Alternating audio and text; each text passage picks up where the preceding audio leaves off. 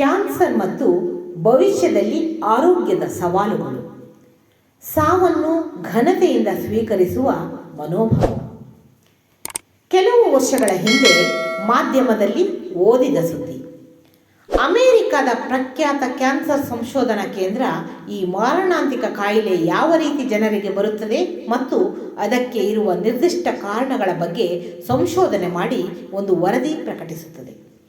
ಅದರಲ್ಲಿ ಬಂದ ಫಲಿತಾಂಶ: 80% ಜನರಿಗೆ ಈ ಕಾಯಿಲೆ ಬೆಳವಣಿಗೆ ಹೊಂದಲು ನಿರ್ದಿಷ್ಟ ಕಾರಣಗಳು ಇವೆ. ಉಳಿದ 20% ಜನರಿಗೆ ಏಕೆ ಬಂದಿದೆ ಎಂಬುದೇ ಅರ್ಥವಾಗುತ್ತಿಲ್ಲ. ಸದ್ಯಕ್ಕೆ ದುರಾದೃಷ್ಟ ಎಂದಷ್ಟೇ ಹೇಳಬೇಕಾಗುತ್ತದೆ ಎಂಬ ವರದಿ ನೀಡಿದೆ. ಯಾವುದೇ ಮಾನದಂಡಗಳಿಂದ ನೋಡಿದರೂ ಒಬ್ಬ ವ್ಯಕ್ತಿಗೆ ಒಂದು ರೀತಿಯ ಕ್ಯಾನ್ಸರ್ ಬರಲೇಬಾರದು ಎಂದಿದ್ದರು. ಆತನಿಗೆ ಬಂದಿರುವ ಆಶ್ಚರ್ಯಕರ ಸಂಗತಿ ಈ ಸಂಶೋಧನೆಯಲ್ಲಿ ಕಂಡುಬಂದಿದೆ. ಇದರ ಒಟ್ಟು ಸಾರಾಂಶ: ಯಾರಿಗೆ ಬೇಕಾದರೂ ಬರಬಹುದು ಮತ್ತು ಯಾವಾಗ ಬೇಕಾದರೂ ಬರಬಹುದಾದ ಕಾಯಿಲೆ ಕ್ಯಾನ್ಸರ್. ಇದರ ಜೊತೆಗೆ ಮನುಷ್ಯರ ಮೂಲಭೂತ ಅವಶ್ಯಕತೆಗಳಾದ ಗಾಳಿ, ನೀರು, ಆಹಾರದ ಮಲಿನತೆಯಿಂದಾಗಿ ಕ್ಯಾನ್ಸರ್ ಬಹುಬೇಗ ತನ್ನ ವ್ಯಾಪ್ತಿಯನ್ನು ವಿಸ್ತರಿಸಿಕೊಂಡಿದೆ ಎಂಬುದು ವಾಸ್ತವಾಂಶ. ಕ್ಯಾನ್ಸರ್ಕಾರಕ ಅಂಶಗಳು ದೇಹದಲ್ಲಿ ಅಭಿವೃದ್ಧಿ ಹೊಂದಲು ಈ ಮಾಲಿನ್ಯದ ಕೊಡುಗೆ ತುಂಬ ಇದೆ. ವಿಶ್ವದ ಅತಿ ಹೆಚ್ಚು ಜನಸಂಖ್ಯೆ ಹೊಂದಿರುವ ಅಜ್ಞಾನ, ಮೂಢನಂಬಿಕೆ, ಬಡತನದ ಹೊಡೆತದಿಂದ ಇನ್ನೂ ಚೇತರಿಸಿಕೊಳ್ಳದ ವೈದ್ಯಕೀಯ ಸೌಲಭ್ಯಗಳು, ಇನ್ನೂ ಸಾಕಷ್ಟು ಜನರಿಗೆ ತಲುಪದ ಮತ್ತು ಅತ್ಯಂತ ದುಬಾರಿಯಾಗಿರುವ ವ್ಯವಸ್ಥೆಯಲ್ಲಿ ಇರುವಾಗ ಕ್ಯಾನ್ಸರ್ ಮನುಷ್ಯನ ದೇಹದ ಮೇಲೆ ದಾಳಿ ಮಾಡುವುದರ ಜೊತೆಗೆ ಸಮಾಜದ ಮೇಲೂ ಪರೋಕ್ಷವಾಗಿ ದಾಳಿ ಮಾಡುತ್ತಿದೆ. ಅಪಘಾತ, ಅನಾರೋಗ್ಯ, ಅನಿರೀಕ್ಷಿತ ಅಕಾಲಿಕ ಸಾವು, ಆತ್ಮಹತ್ಯೆ ಮುಂತಾದ ಘಟನೆಗಳು ಕರುಳು ಹಿಂಡುವ ಸನ್ನಿವೇಶ ಸೃಷ್ಟಿ ಮಾಡುತ್ತಿವೆ.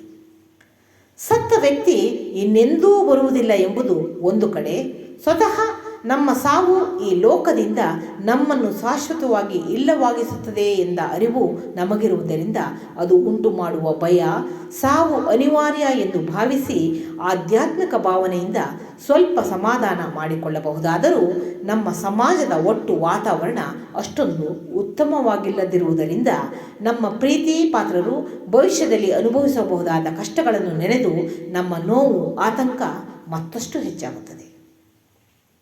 ಈ ಸಾವಿನ ನೋವಿಗೆ ಪರಿಹಾರವೇನು? ಬಹುತೇಕ ಜಗತ್ತಿನ ಜೀವಿಗಳ ಹೋರಾಟ ಬದುಕಿಗಾಗಿಯೇ ಇರುತ್ತದೆ. ಪ್ರಾಣ ಉಳಿಸಿಕೊಳ್ಳಲು ತನ್ನೆಲ್ಲ ಶಕ್ತಿಯನ್ನು ಉಪಯೋಗಿಸುತ್ತಾರೆ. ಸಾವು ಖಚಿತ ಎಂದು ತಿಳಿದಿದ್ದರೂ ಮತ್ತು ಸತ್ತ ನಂತರ ಸಾವು ತನ್ನ ಅರಿವಿಗೆ ಬರುವುದಿಲ್ಲ ಎಂದು ಅರ್ಥವಾಗಿದ್ದರು. ಇತರರ ಸಾವನ್ನು ಮತ್ತು ನಮ್ಮ ಸಾವಿಗೆ ಕೆಲವೇ ಸಮಯವಿದೆ ಎಂದು ತಿಳಿದಾಗ ಅದನ್ನು ಹೆಚ್ಚಿನ ಭಯ, ಆತಂಕಗಳಿಲ್ಲದೆ ಘನತೆಯಿಂದ ಸ್ವೀಕರಿಸುವ ಮನೋಭಾವ ಬೆಳೆಸಿಕೊಳ್ಳುವುದು ಒಂದು ಬಹುದೊಡ್ಡ ಸವಾಲಿನ ಮಾನಸಿಕ ಸ್ಥಿತಿ. ಸಹಜ ಪರಿಸ್ಥಿತಿಯಲ್ಲಿ ಯಾವುದೇ ತೊಂದರೆ ಇಲ್ಲದಿರುವಾಗ ಇದನ್ನು ಹೇಳುವುದು, ಬರೆಯುವುದು, ಬೇರೆಯವರಿಗೆ ಧೈರ್ಯ ತುಂಬುವುದು ಸುಲಭ. ಆದರೆ ಸ್ವತಃ ಅಂತಹ ಸಂದರ್ಭವನ್ನು ಎದುರಿಸುವುದು ಕಷ್ಟ. ಹಣದ ಒತ್ತಡ, ನಮ್ಮ ಸುತ್ತಮುತ್ತಲಿನ ಜನರ ಅಜ್ಞಾನದಿಂದ ಕೂಡಿರುವ ಹಿಂಸಾತ್ಮಕ ಮನೋಭಾವ, ಸಾವಿನ ಬಗ್ಗೆ ಇರುವ ಪೂರ್ವಾಗ್ರಹ ಪೀಡಿತ ಮಾನಸಿಕತೆ, ಅತಿಯಾದ ಭಾವುಕ ಪ್ರೀತಿ ಅಥವಾ ಅಸೂಯಪರ ವ್ಯಂಗ್ಯ, ಪರೋಕ್ಷ ನಿಂದನೆಗಳು, ಕಷ್ಟದ ಸಮಯದಲ್ಲಿ ಸಹಾಯ ಸಾಂತ್ವನಕ್ಕೆ ಬರದಿರುವುದು ಮುಂತಾದ ಎಲ್ಲವೂ ಈ ನೋವಿಗೆ ತನ್ನ ಕಾಣಿಕೆ ಸಲ್ಲಿಸುತ್ತವೆ. ಕಾರಣಗಳೇನೋ ಪತ್ತೆ ಹಚ್ಚಬಹುದು. ಪರಿಹಾರ: ಕ್ಯಾನ್ಸರ್ ಮತ್ತು ಆ ರೀತಿಯ ಮಾರಣಾಂತಿಕ ಕಾಯಿಲೆಗಳು ಬರದಂತೆ ತಡೆಯಲು ವೈದ್ಯಕೀಯ ಕ್ಷೇತ್ರ ಹೆಚ್ಚು ಶ್ರಮ ಪಡಬೇಕು. ಆದರೆ ಕಾಯಿಲೆ ಬಂದ ನಂತರ ಅದನ್ನು ಸ್ವೀಕರಿಸುವ ಮನಸ್ಥಿತಿ ತೀರಾ ಖಾಸಗಿಯಾದದ್ದು. ನಮ್ಮ ನಿಜವಾದ ಜ್ಞಾನದ ಮಟ್ಟ, ನಮ್ಮ ವಾಸ್ತವದ ವ್ಯಕ್ತಿತ್ವ ಅನಾವರಣಗೊಳ್ಳುವುದು ಆಗಲೇ.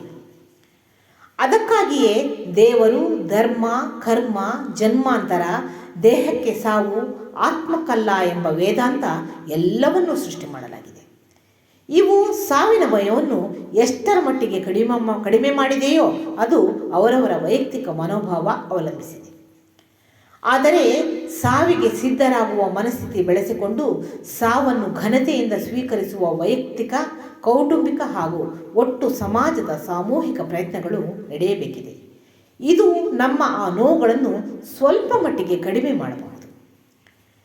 ಕೆಲವು ಪ್ರಖ್ಯಾತರು ಅಪಾರ ಹಣ, ಒಂದಷ್ಟು ಯಶಸ್ಸು, ಸಾವಿನೊಂದಿಗೆ ಸೆಣಸಾಟ, ವೃತ್ತಿ ಎಲ್ಲವೂ ಅನುಭವಿಸಿರುವ ಕಾರಣ ಮಾಧ್ಯಮಗಳ ಮುಂದೆ ಧೈರ್ಯ ಪ್ರದರ್ಶಿಸಬಹುದು. ಆದರೆ ಖಾಸಗಿಯಾಗಿ ಒಂಟಿತನದ ಸಮಯದಲ್ಲಿ ಅವರು ಅನುಭವಿಸುತ್ತಿರುವ ನೋವು ನಮ್ಮ ಊಹೆಗೆ ನಿಲುಕುವುದಿಲ್ಲ. ಇನ್ನು ಸಾಮಾನ್ಯರ ಪಾಡು ಎಷ್ಟೇ ಬರೆದರೂ ಸಾವಿನ ನಿರೀಕ್ಷೆಯ ಕ್ಷಣಗಳು, ಅದರ ಒತ್ತಡ, ಸಾವಿನ ಸ್ವೀಕಾರದ ಸ್ಥಿತಪ್ರಜ್ಞತೆ, ಅದಕ್ಕೆ ಇರಬಹುದಾದ ಪರಿಹಾರ ಇವುಗಳನ್ನು ಅಕ್ಷರಗಳಲ್ಲಿ ಮೂಡಿಸಲು ಸಾಧ್ಯವಾಗುತ್ತಿಲ್ಲ. ಅದಕ್ಕೆ ಕ್ಷಮೆಯಾಚಿಸುತ್ತಾ ಪ್ರಬುದ್ಧ ಮನಸ್ಸು, ಪ್ರಬುದ್ಧ ಸಮಾಜ, ಜನರ ಜೀವನ ಮಟ್ಟ ಸುಧಾರಣೆಯ ಗುರಿಯೊಂದಿಗೆ ಮನೆಗಳಲ್ಲಿ ಮತಗಳಲ್ಲಿ ಪರಿವರ್ತನೆಗಾಗಿ ಮನಸ್ಸುಗಳ ಅಂತರಂಗದ ಚಳುವಳಿ. ಇದು ವಿವೇಕಾನಂದ ಹೆಚ್ಕೆ ಅವರ ಬರಹ. ನಾನು ಸ್ನೇಹ ತೀರ್ಥಹಳ್ಳಿ.